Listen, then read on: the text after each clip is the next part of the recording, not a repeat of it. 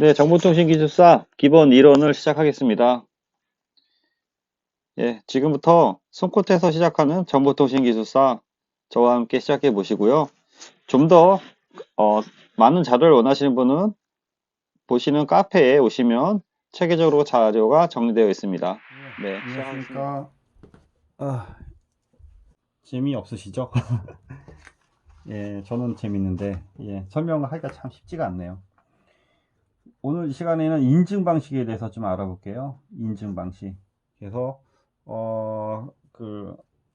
이래서 뭐 아이디랑 뭐 패스워드를 넣고 우리가 로그인을 하잖아요. 예, 쉽게 얘기하면. 이게 이제 인증을 하는 거죠. 그래서 이제 인증 방식은 이제 크게 두 가지가 있어요. 예. 이렇게 해서 일단은 그 피어 투 피어 구조. 그 다음에 클라이언트 투 서버 구조. 그러니까 피어 투 피어 구조는 어떻게 보면 이제 대등한 구조라고 그러죠. 우리가 대등. 그 다음에 클라이언트 서버 구조를 우리가 이제 종속 관계에 있는 그 구조라고 얘기하죠. 그래서 인증 방식이 무엇이냐? 리모트에 떨어져 있는 어떤 기기가 억세스에서 허가된 사용자만 패스, 통과, 허가, 접근 시키는 방법이고, 그 이외에 되는 것들은 이제 차단시키는 방법을 얘기하는 거죠. 그래서 크게 이제 피어 투 피어 방식과 이제 클라이언트 서버 방식이 있다. 그래서 피어 투 피어 방식에는 또 이제 두 가지가 있고, 클라이언트 서버 방식에도 또 이제 두 가지가 현재 있어요. 그래서 크게 이제 팟 방식이 있고, 차 방식이 있어요. 그래서 피어 투 피어에서 이제 P, 예, 또 차, P차. 그래서 여기는 패스워드, 어서니케이션, 프로토콜. 패스워드로 이제 인증하는 방법이 있고요. 체인지, 핸드쉐이크, 어서니케이션, 프로토콜. 그 방법이 있어요. 그 다음에 클라이언트 서버 방식은 라디오스 방법이 있고요. 타카스 방법이 있어요. 예, 타카스 방법. 그래서 일단 패스워드 어서니케이션 보면 뭐 간단하죠. 호스트가 있고 뭐 서버가 있든 PC가 있든 쉽게 얘기하면 우리가 아이디랑 패스워드를 넣으면은 OK 또는 not OK를 해주는 거예요. 그래서 단순해요. 우리가 2way 핸드쉐이크라고 그래요. 그래서 인증을 요청하면은 이 서버 안에 각각에 대해서 아이디랑 패스워드가 리스트가 쭉 있는 거예요. DB 테이블에. 그래서 아이디랑 패스워드가 내가 갖고 있는 테이블에 맞다라고 하면은 예, 내 안으로 들어올 수 있게 하는 거죠. 그 다음에 이제 착 방식은 뭐냐면 얘도 비슷한데 서버가 있고 뭐 여기 뭐 DB 서버가 별도로 있다고 보면은 얘는 3way 핸드쉐이킹이에요. 3way 핸드쉐이킹. 그래서 이게 첫 번째 메시지 들어가는 게 CHALLENG 챌린지 메시지를 줘요. 내가 한번 도전할게. 내가 들어갈게. 그러면은 그래. 너 이 해시 값 같은 걸 줘서 이 계산에 맞춰서 한번 들어와 봐. 그러면은 그래, 그걸, 이 해시 값을 할 수 있는 어떤 코드가 이쪽에 같이 갖고 있는 거죠. 같이, 그 전에 이제, 사전에 이런 그 해시의 그 키 모듈을 서로 이제 공유하고 있어서, 그래, 나도 그 해시 값 있어. 그래, 이걸로 해서 내가 계산을 들어갈게. 해서 이렇게 인증해서 들어가는 거예요. 그래서 얘는 이제 쉽게 얘기하면은 3way 핸드쉐이킹이에요. 그래서 팟 방식을 좀 더 개선한 게 이제 그 차 방식이 되는 거예요. 라디오스 방법은 뭐냐면은 리모트, 어서니케이션, 다이알인 서비스예요. 예전에 많이 쓰던 서비스죠.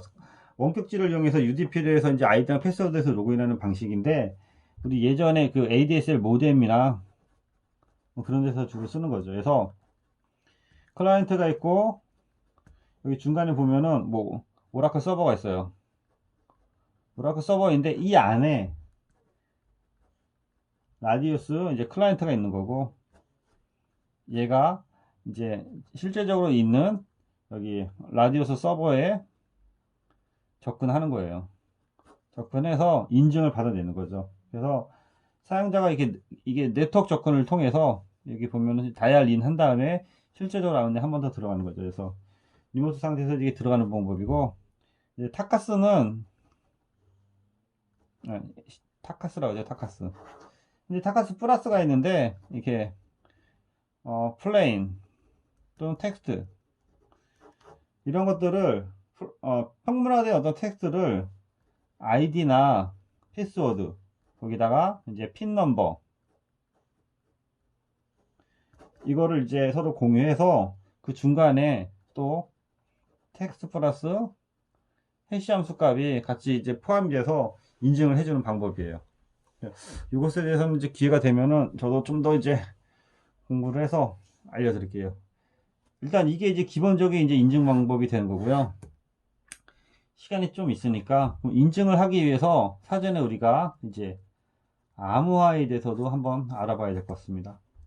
암호화는 크게 비밀키 암호화가 있고요. 이제 공개키 암호화가 있어요. 그래서 비밀키, 공개키, 그 다음에 이렇게 구분할 수도 있고요. 또는 똑같은 이제 암호화 방법이 있는데 이제 대칭키, 비대칭키 이렇게도 이렇게 나누는데 비밀키 방식이 어떻게 보면 이제 대칭키 방식이 되는 거고 공개키 방식이 어떻게 보면 비대칭키 방식이 되는 거예요. 예. 그래서 비밀키는 이제 대칭키다. 우리 그 군대에서 어떠한 비밀키를 서로 키를 갖고 있는 거예요, 이렇게. 그래서 이제 서로 암호를 그날 맞춘다든지 하는 건데, 그러기 위해서는 사전에 비밀키 원장을 서로 양쪽에 갖고 있는 거예요. 5월 1일 날은 무슨 거 쓰고, 5월 1일은 못 쓰고, 5월 30일은 못 쓰고, 이렇게. 이런 걸 오프라인에서 서로 공유하는 거죠. 오프라인에서 서로 공유하는 거 같고, 통신에서 서로 그 키를 맞추는 거.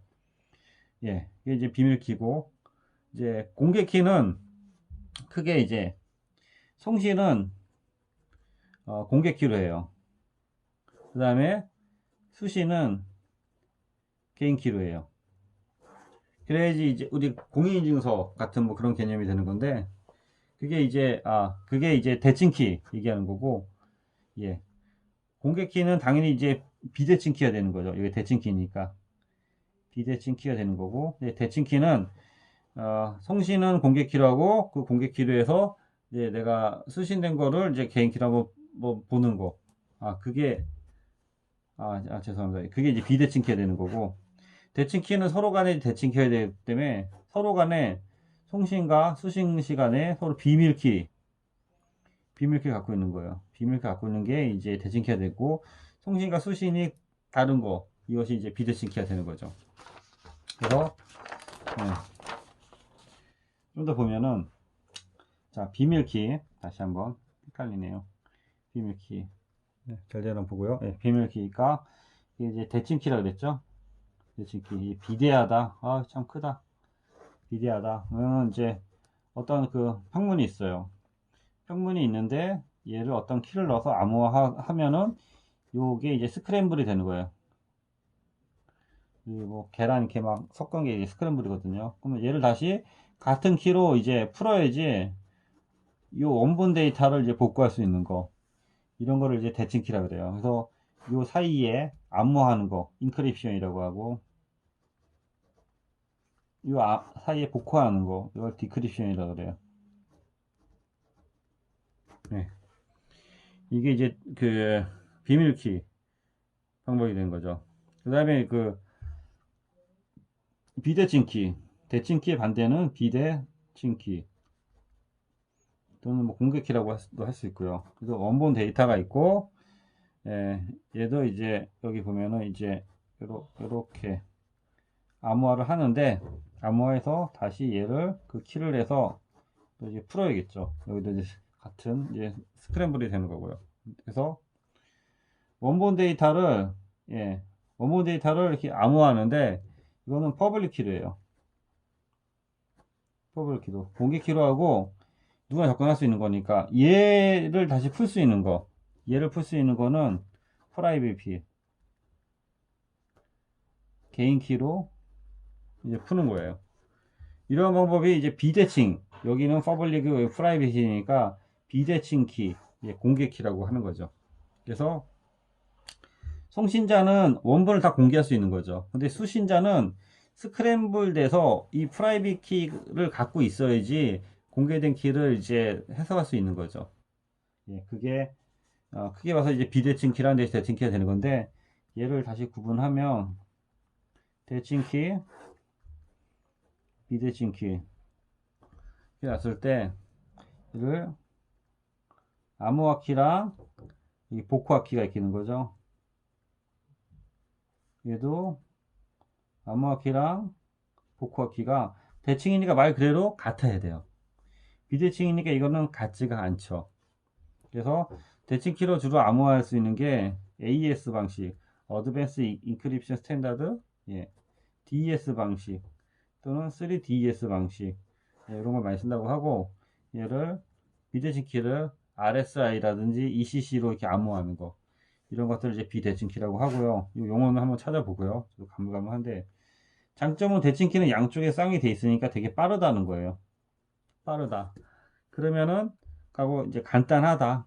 그러면은 요거는 이제 비대칭 키는 어떻게 보면은 이거에 대한 그 반대가 되겠죠. 얘는 좀 단점이니까, 단점으로 보면은 복잡하고 상대적으로 좀 느린 게 되겠죠. 대칭 키의 장점은 비대칭 키의 단점이 되니까. 그 대신 비대칭 키는 키 관리가 쉽다. 일단 퍼블릭 키로 일단은 오픈하니까. 그리고 보안이 우수하다. 가 있고, 그거에 대한 단점은 키 관리가 쉬우니까 얘는 키 관리가 어려운 거죠. 키를 분신하면은 다 노출이 되는 거고. 그래서 이제 보안이 다소 취약할 수 있다라는 것에서 주로 이제 사용하는 게, 대칭 키는 분통신 쪽에서 많이 사용하는 거고, 비대칭 키에서는 공인 인증서 방식에서 많이 사용하는 겁니다. 요 정도까지 해서 전체적으로 대칭키, 비대칭키랑 우리 그 로그인 할 때 그 통신 방법, 인증 방식 등에 대해서 알아봤습니다. 이상입니다. 감사합니다. 네, 수고 많으셨고요. 지금부터 정보통신기술사 서브노트를 보겠습니다. 네, 그 합격하신 기술사님 그 서브노트와 셀프 테스트를 각각 보겠습니다. 서브노트 먼저 보면 대치킨 공개키 암호화 방식 비교해서 암호화 데이터 전송의 기밀성, 무결성 인증을 제공한다. 대칭키와 공개키 암호화 방식이 존재한다. 그래서 두 개 이제 비교했죠. 대칭키 암호화에서 이렇게 들어가고 공개키 암호화에서 이렇게 들어갔어요. 그래서 그 정리에 대한 밸런스가 되게 좋은 것 같아요. 송시 측 평문 암호화, 수신 측에서 다시 복호화, 평문에서 이 그림 같은 것도 이쁘게 잘 그려졌네요. 그래서 빠른 암호화, 빠른 복호화. 암호화 키와 복화 키가 동일하고 키 전송이 필요하며 처리 속도가 빠르다. 공개키, 평문 암호화, 수신 측에서도 여기 보면 공개키로 암호화하고 개인키로 복호화한다. 그래서 여기 약간 좀 늦다라는 게 핵심이 되는 거죠. 암호화 키와 복화 키가 다르고 공개키와 공개된 공유키 사용하고 키 전송이 불편하고 처리 속도가 다소 느릴 수 있다. 키워드가 잘 들어가 있는 것 같습니다. 비교를 했죠. 대칭키, 공개키, 그래서 암호화키, 복화키가 같냐 같지 않냐 해서 키 전송, 여기 대칭키는 필요하고 공개키는 불필요하고 처리 속도가 당연히 빠르고 키 관리가 좀 곤란하다. 이건 잊어버리면은 노출되니까.